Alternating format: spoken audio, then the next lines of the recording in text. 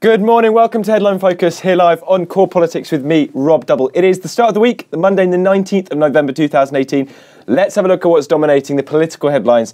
And it's going to be pretty much this for the next few days. I think everyone would really predict this, as well as Brexit. But what is going to happen to Theresa May? Is she going to remain in Downing Street, or is she going to be toppled as leader of the Conservative Party? These are the questions which are going to be coming out and may really be coming to the forefront in terms of what's really going on over the next few hours, probably, as well as next few days. But today is, to some extent, a crunch day. Let's just run through what the stories are. As you can see here, race to succeed the PM begins. By this, it means that Theresa May is in a relatively weak position, relatively vulnerable in terms of the amount of Conservative MPs who are clearly not happy with her leadership and have made that public as well, specifically over the issue of Brexit.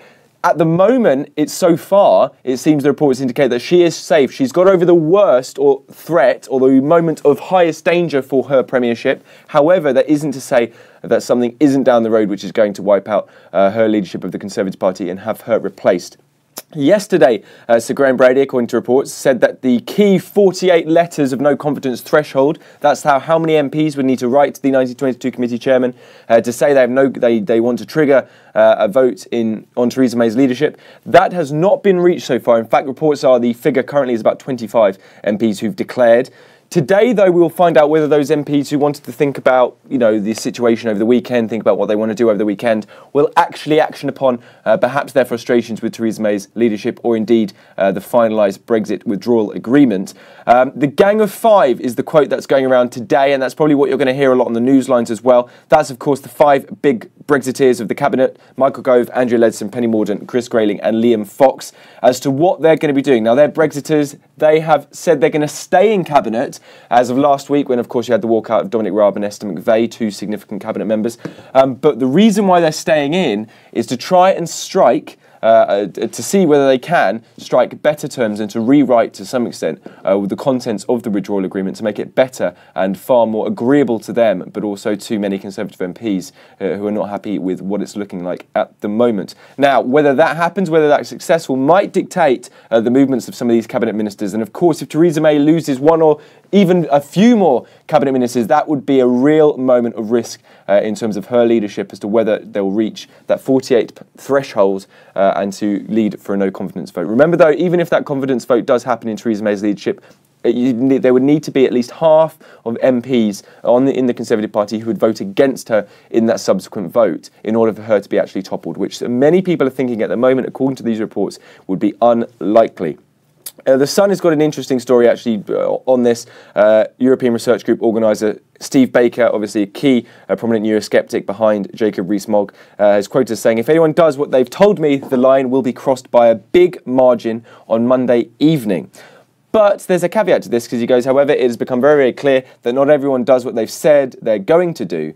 Conservative members of Parliament who have decided that the only way to change the policy is to change the leader must have the courage and integrity to write the letter themselves. So there's an element of our Conservative MPs who've expressed frustrations with Theresa May going to go through with submitting their letter of no confidence to the 1922 committee chairman. We don't know yet. The Sun's also reporting that local Tory associations are believed to be trying to dampen revolts over the Brexit withdrawal agreement in their respective locations, saying that, quoting one source who's a Brexiter, saying people are getting cold feet after talking to the members over the weekend.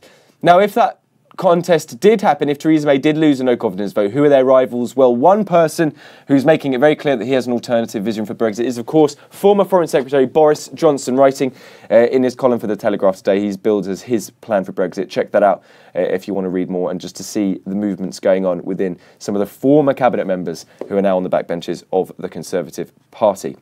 Let's focus, though, on the next story and what the Prime Minister is actually doing over the next few days, particularly today and also yesterday as well. She gave an interview to Sophie Ridge on Sunday on Sky News.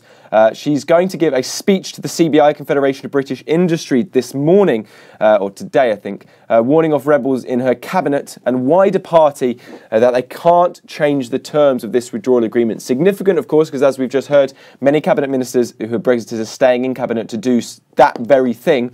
But the warning is the withdrawal agreement published last week was, of course, and this is the key quote, agreed in full and the only thing left to negotiate is the future trade deal with the EU.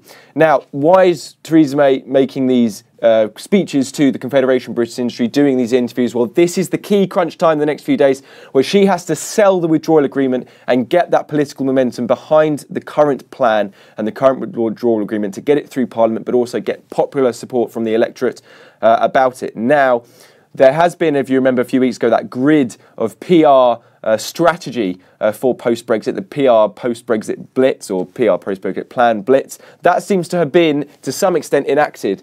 The CBI chairman, John Allen, prior to the speech, of course, has got quotes in the news lines saying, while companies in this room would be the first to say that it is not perfect, it does open a route to a long-term trade arrangement and unlocks transition, the very least that companies need to prepare for Brexit. So, not a great endorsement. It's saying this is something that the CBI will give a lukewarm reception to. However, it is not the perfect Brexit deal for many businesses, and to say so would be wrong. But very, very interesting that they are putting their weight behind it. PM is reportedly planning to travel to Brussels this week to finalise the arrangement ahead, of course, this scheduled-in Brexit summit on Sunday. Watch, though, for many other media appearances from Theresa May and cabinet ministers over the next few days who are looking to really PR blitz this in terms of getting it in front of the media agenda in a positive light, making the case for why the withdrawal agreement is the only option available, and also trying to quash any sense of rebellion from Conservative MPs who are looking to make any changes or indeed question Theresa May's leadership in the context of Brexit as well. Just one more story, of course, it's Brexit this week as everything comes to the crunch leading up to Sunday's EU Council Summit, special EU Council Summit to sign off this withdrawal agreement. The Brexit transition period could be extended by another 2 years on top of the current 2 years, so that would take it to December 2022. That's the maximum point, maximum 2 years extension. That's according to Michel Barnier, who told European ambassadors over the weekend. Now, the length of that, while it could go up to 2022, the provision could be there for that to happen. The actual length and to whether that extension would happen would be totally up to the UK. That's according to the reports coming through this morning. In terms of popularity, well, maybe not in the terms of many Brexiteers, because of course in that transition period, as has been agreed, the UK would be accepting all the obligations in terms of the budget, in terms of rules and regulations. They're basically staying in the EU and all the obligations that come with it, but without a vote and about the ability to influence the changes that are going to be happening. So to stay in for another 2 years, you can see that why that might not be popular politically for many of those who voted Brexit in the country, but also on the backbenches of the Conservative Party.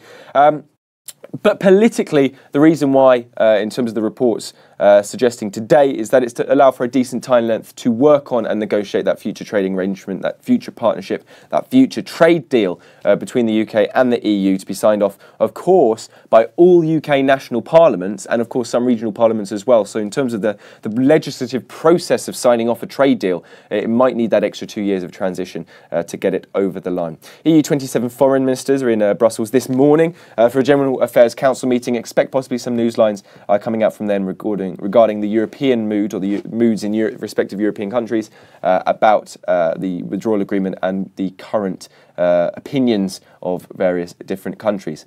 That's pretty much it to start the day. No doubt as the hours go by, the news lines will be changing and the agenda will be evolving as well. We'll be keeping you up to date. Check out what's going on Twitter and Facebook here. And of course, I'll be tweeting on my account at RJHDouble on Twitter.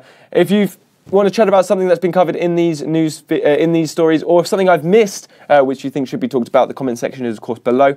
But otherwise, I will see you bright and breezy on Wednesday morning, sometime between 9 and 10 o'clock. See you then.